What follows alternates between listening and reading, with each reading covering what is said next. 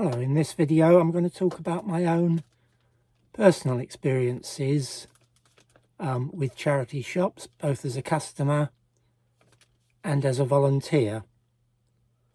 I'm trying to remember when I first started using charity shops to buy books. I'm not sure. I know I used them from the 90s onwards. I probably used them in the 80s, possibly the 70s, but I honestly do not remember. And obviously when I was working, there was less time to go out hunting for books, so I tended to be a bit more selective of where I went. And in those days, there were used bookshops that I could visit that tended to have more stock. So the move towards charity shops took place gradually. So next I would basically say my approach in a charity shop. When I go in, I go and look at the books. I may occasionally look at other areas, but by and large I only visit to look at the books. And I only buy for my genre. I don't tend to look at other genres, general fiction or anything like that. I stick to trying to spot items from my genre. If I see book people there, I'm often tempted to have a chat. I often ask if they've got more in the back room, because a lot of charity shops don't have enough space in the main shop compared with the space they've got in the back room. So I would always ask and try and chat. Sometimes I was allowed into the back room, but most charities disapprove of that. Sometimes the volunteer in the shop will go into the back room and have a look for me if there's anything in my genre. But a lot of shops, the book person would only be there 1 or 2 days a week. Other helpers probably wouldn't be willing. So it was a relatively small proportion where I got to chat and perhaps get additional access to stock. Now, I have done 2 longish stints as a volunteer in a charity shop.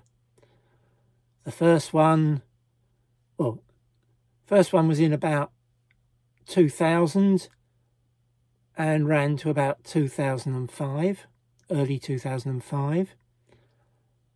And the second stint started in 2020, after the first COVID lockdown, and continued for about 3 and a bit years.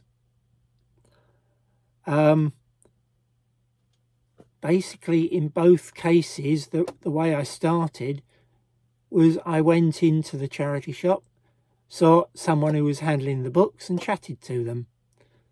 And in both cases, they said, "Would you be interested in volunteering? Would you like to speak to the manager?" And in both cases, I had a chat with the manager. And after an introduction and interview, a bit later on, I started as a volunteer. So basically, that is how I started. I never had an intention to volunteer, but being a book volunteer tempted.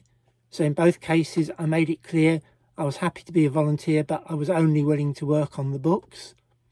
And basically, I made it clear I didn't want to spend time on the till and doing other things. And both shops were happy to take me on that basis. A lot of charity shops struggle to find people to do the books. But what I often find from going round is the people who do the books often only do the books.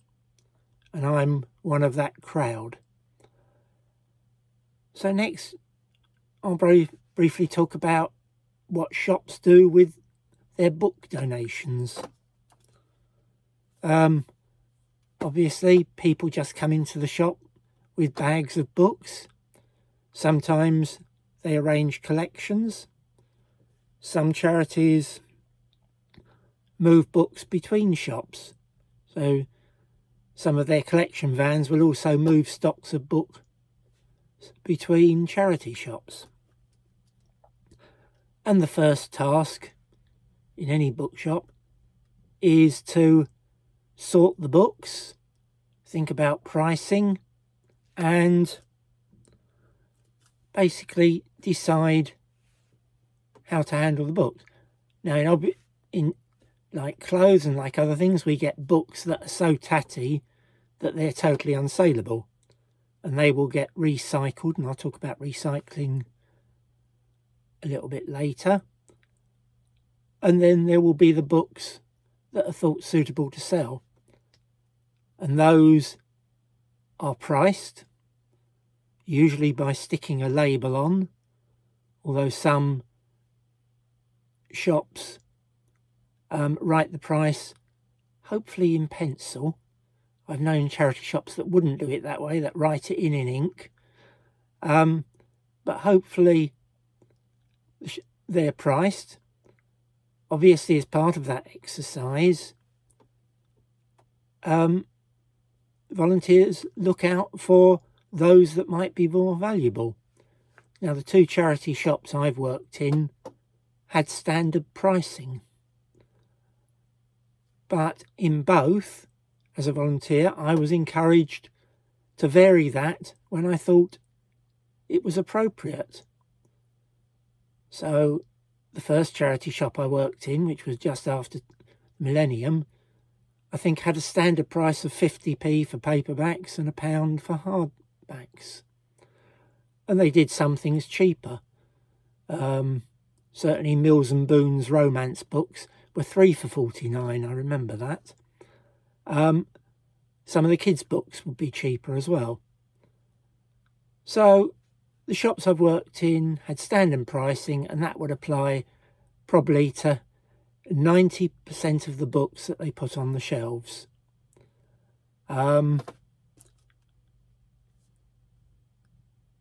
So having priced the books, they would then be put on the shelves.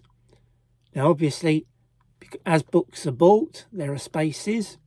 So one of the first steps would be to fill the gaps, or alternatively, if things are done in a different order, books would be culled first so that there was more space to fill. Basically, charity shops tend to have a book pricing area and a stock of books ready, completed, to put on the shelves, and they're generally out of sight of the customers. So that is that. Basically, the shelves are split. Often when you've got charity shops with just 2 or 3 shelves, there's not much sorting. But where you get to 2 or 3 bookcases, which is what I had in the first charity shop, and at that time I was working, so 2 to 3 bookcases was about as much as I really wanted to handle, because I could only spare 2 or 3 hours a week. Whereas the second charity shop I was in had the equivalent of perhaps 50 or 60 bookcases. Around the walls, they were all the tall bookcases, typical sort of Billy bookcases or home-based bookcases. And in the middle, we had a whole row of half-size bookcases, perhaps 3 shelves rather than 6 or 8. And in total, that was equivalent to about 50 or 60 bookcases. So totally different in terms of scale, but on that second stint, I was retired. So instead of spending 2 or 3 hours a week, I could spend 2 or 3 half days a week. And I would vary how long I stayed there, depending on how much there was to sort. Just give me a second while I gather my thoughts. Basically, the other thing that is important as part of the labelling in shop tends to be an indicator of a week number or a colour code to show how long something has been on the shelves. Basically, I mean, I did an exercise at the first shop and we found on Fiction that something like 50 or 60% of those that sold in the first week, perhaps 20% in the second, if it stayed for 3 weeks, 10%, and the last 20% just wouldn't sell. Now, one of the major reasons I approve of charity shops is that they're recyclers. And as part of the recycling, one of the things I like to see, but is relatively rare, is that if something doesn't start or doesn't sell at the initial price, that they reduce it so that they embrace the recycling concept. I'm much less sympathetic to those charity shops that take the view, this is our price structure. If people don't want it at that, we're getting rid of it. We're not going to give the customers the chance to get that. In terms of the ethics, I've never really fussed over what the charity supports, the charity side of their business, and I will call it a business. I have always been far more interested in the recycling role, in the contribution to the local community, where the shop is purely there as a money-making concern for a bigger organisation that doesn't really care about the locality in which the shop is situated. I'm far less happy.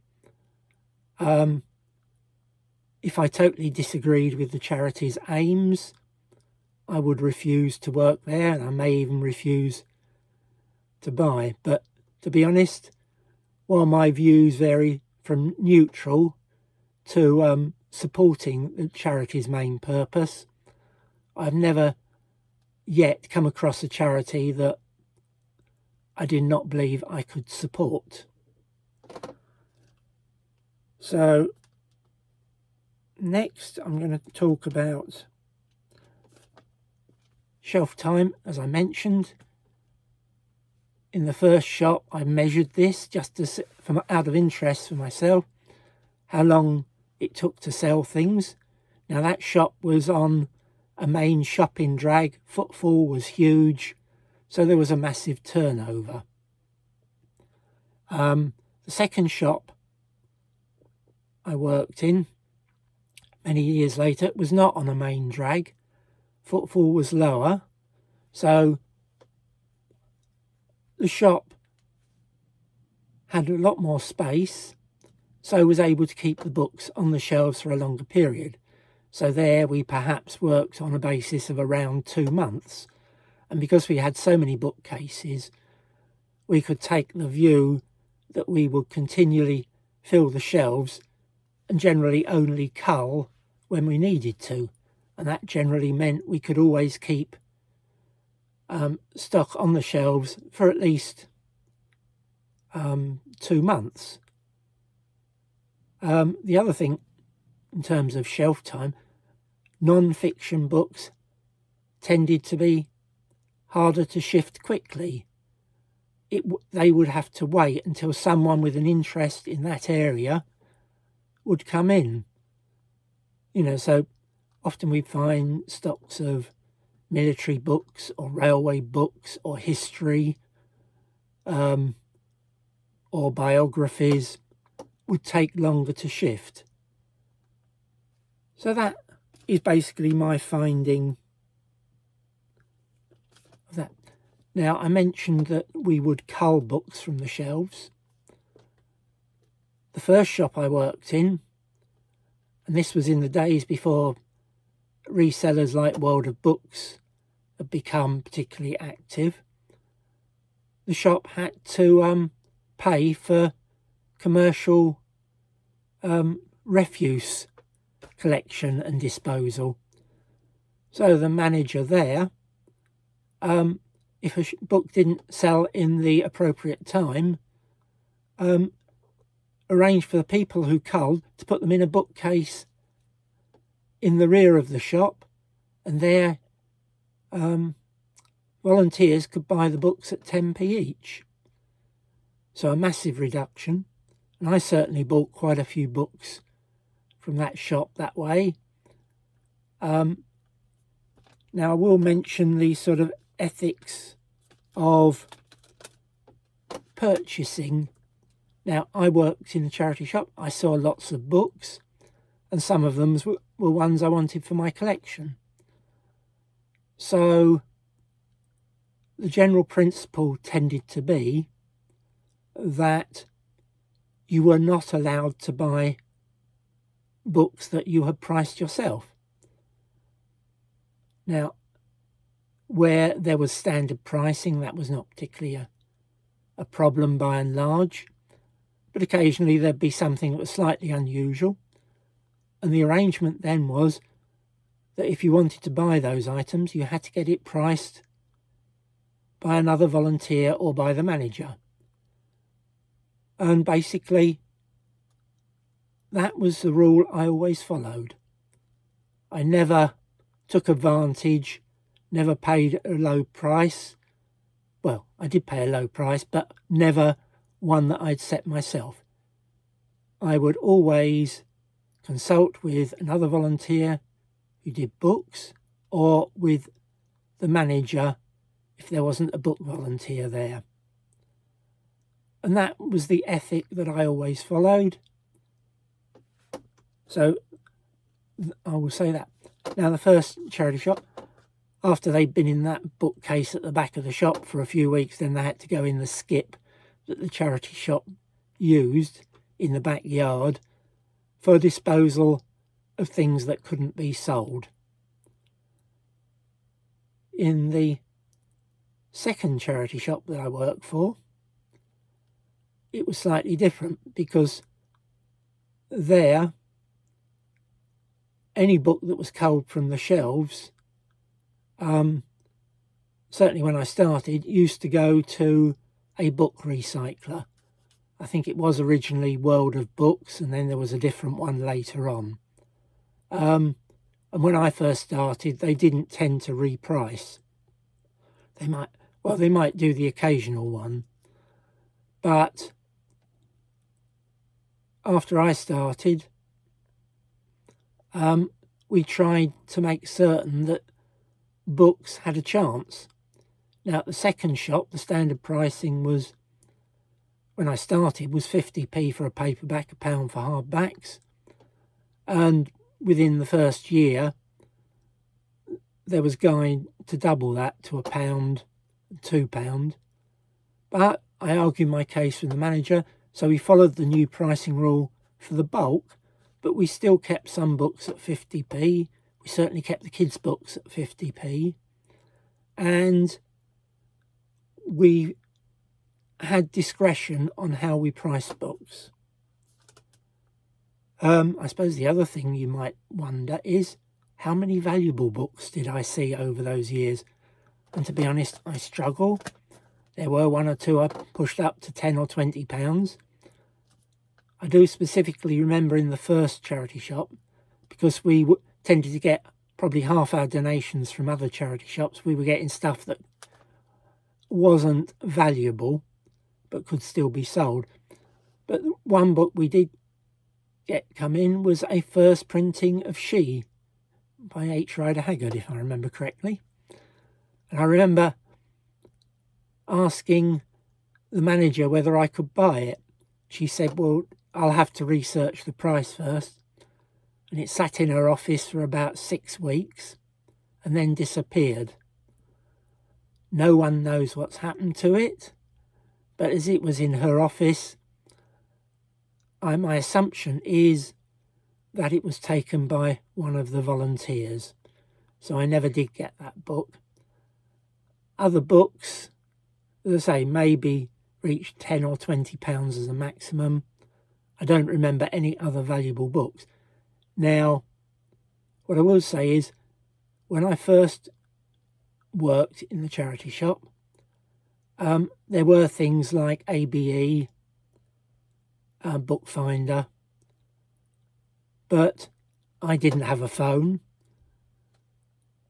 I did have options to go into the main office and use the computer if I wanted, but to be honest, most of the time I used my own judgment and took a chance.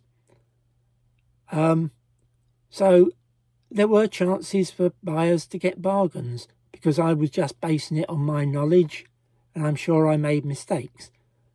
And I think the manager and I took the view, well, if buyers find the occasional bargain, they will come back in the hopes of finding more. In the second shop, I don't think I ever found a valuable science fiction book. The dearest I remember were a couple of signed hardbacks by Sarah Pinborough, so perhaps £20 books. But we did get one or two dearer books. I remember about 3 that we priced at around £100. I still remember one, or it was a small collection selling for 100. There was another book that we had in the locked cabinet where we tended to put more valuable items, and that was there for a week or two, and that disappeared. In this case, it was another volunteer who took it, presumably thought he could make some money. So I think that is symptomatic of the fact that not all staff in charity shops can be trusted. I did hear stories, not about my charity shop, but another charity shop, where the manager and a volunteer were in cahoots, and they were basically ragging a significant number of the designer clothes and then taking them away as rags to use and selling on eBay. So there are problems with staff in shops. I would never do that. It's against my ethics. I wasn't averse to getting a bargain, but I would always ask someone else to price. If they priced it at what I thought was a good price, I would buy. I didn't feel obligated to say, I'm going to give you more. They were, after all, getting my labour and my efforts for free. Now, I've mentioned reselling on eBay. Now, I don't know whether there was an issue on that at my first charity shop. But at the second one, and it's something I'd seen for a few years before I volunteered there, people would go round with apps on their phone and check books. Initially, they'd use the phone to look it up on a site, but then you've got apps, and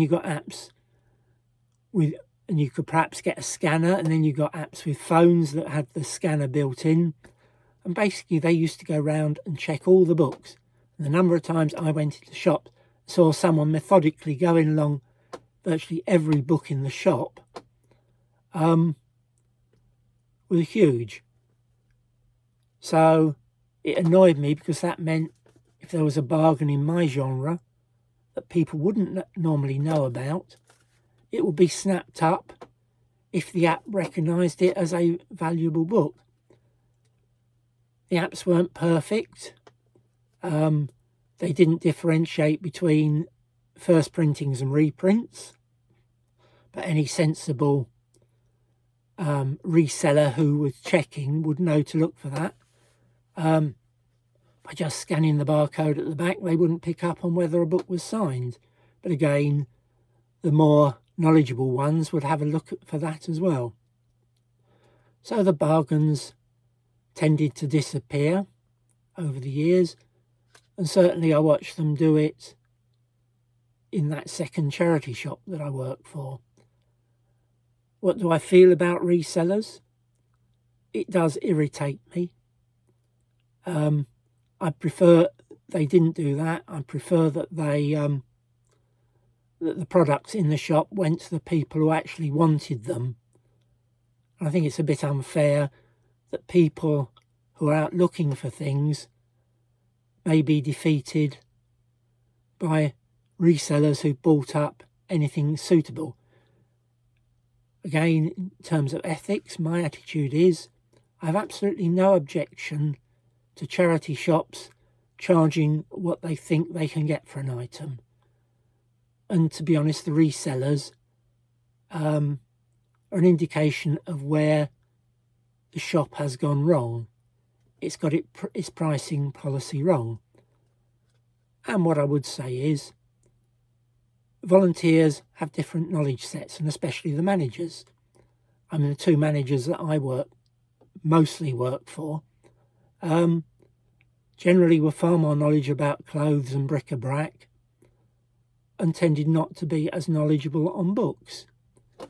And again, that suited me very much because that meant they relied on me to use my knowledge and discretion. When I gave my time and volunteered my time to the charity shop, I wanted to do it because I would exercise my knowledge that I'd built up over the years of collecting.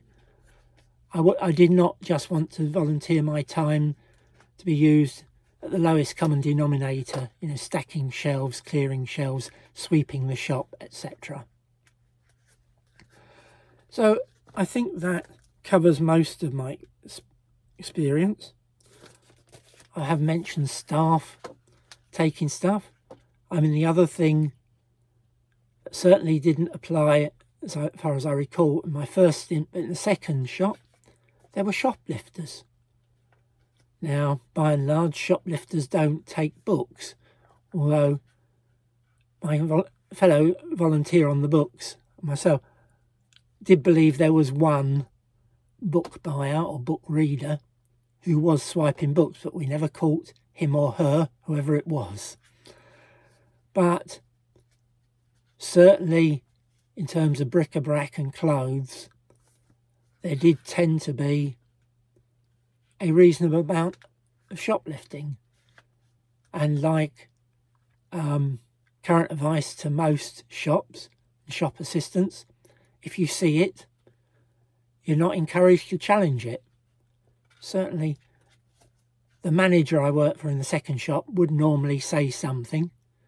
She would never try and physically restrain something, but she would challenge them, often from a distance, and say, "Excuse me, sir, do you want to pay for that?" as they were leaving. Sometimes they would, sometimes they'd go.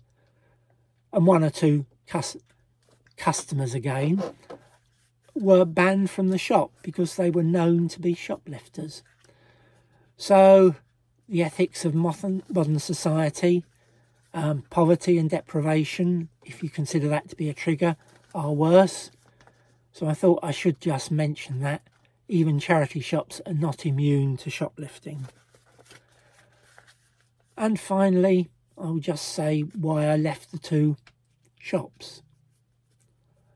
In both shops, the person who initially interviewed me was then the manager for at least 3 years. In the first one, probably 4 years. In the first shop, the manager then got a promotion to a district manager, but it wasn't in my district, it was in another district. And the new temporary manager, relief manager, who came in, I found to be totally obnoxious.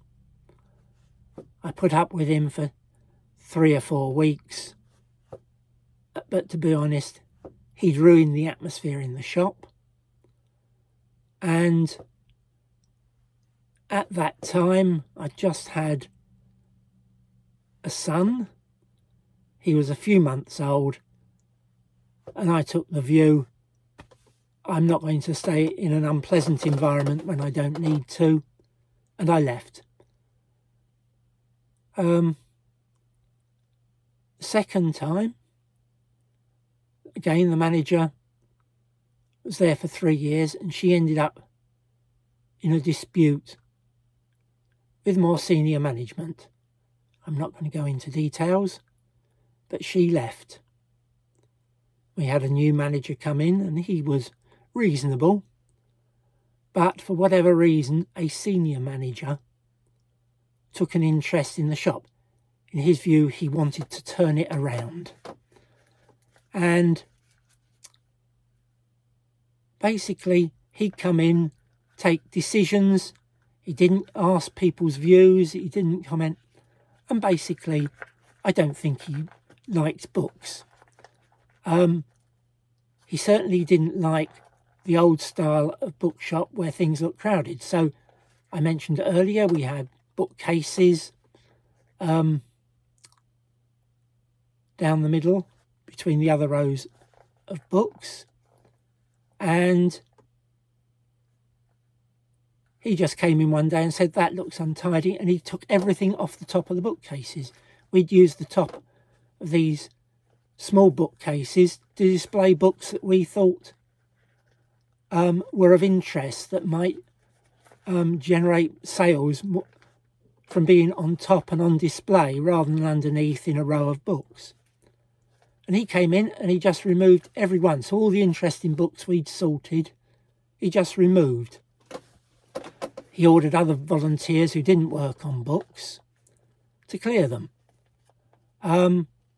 And just to put it in context, this shop was a huge shop. It was five shop units in one, and we had one of the 5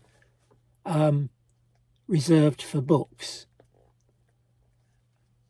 Another thing he did, again, he came in and just decided he wanted to rearrange the shop. So he moved stuff, he threw all the books in the book cases that he wanted moved, and a lot of that I just sorted and put in. And his autocratic view was he wanted to rearrange, he didn't care. And it was not the way I like to be treated. In terms of the manager that I did like, when she wanted us to reduce the books by 4 bookcases so she could move the DVDs in, her attitude was, can you clear those 4 bookcases so we can move the DVDs in here? And I protested and said, look, some of those books we've only put in the last couple of days. We've got books on the shelves further down that are 2 months old. Let us have a day first to reorganise and we'll clear the 4 bookcases for you.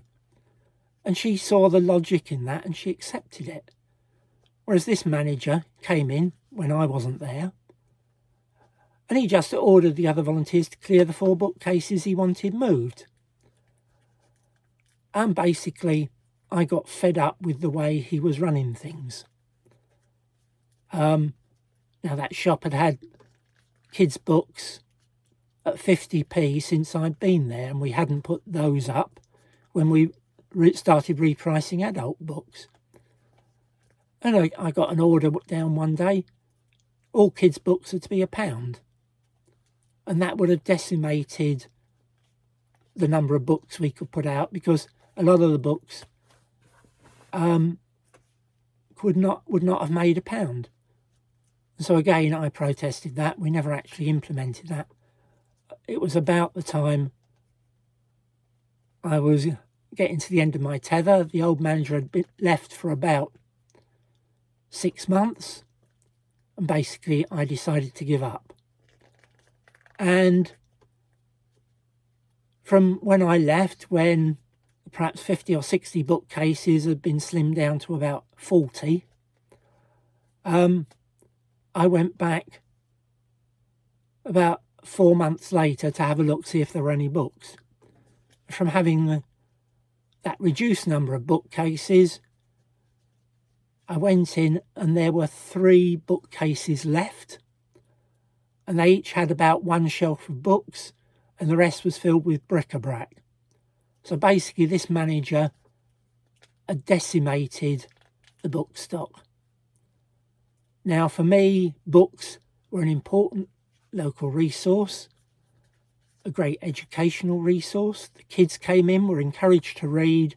In my view, that manager had totally harmed the standing of that shop in the local community. And so, having seen that, I wasn't sorry that I'd left. And I was very disappointed.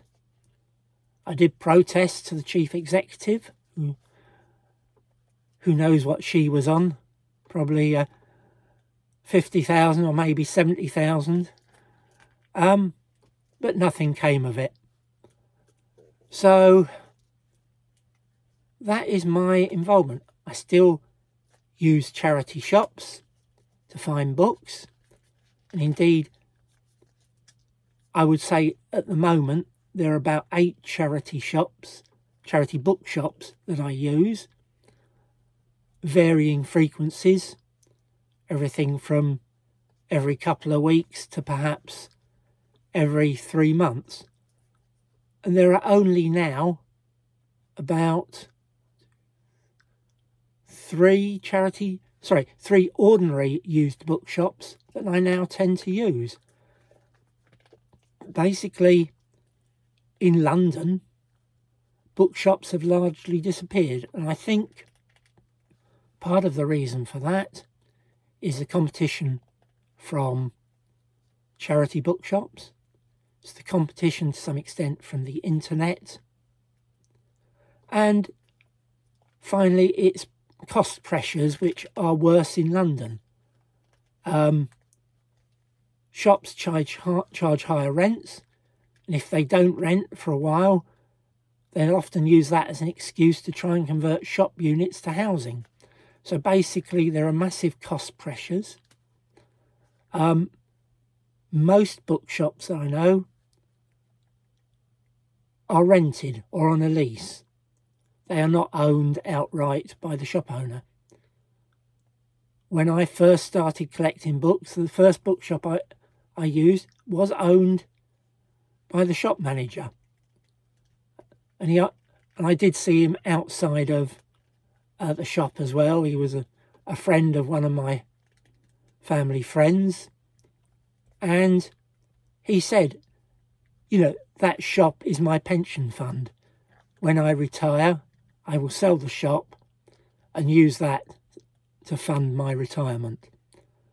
But since then, all shops, or nearly all new used bookshops, are rented or leased, and basically with climbing rents and everything else, all the other cost pressures from utility bills to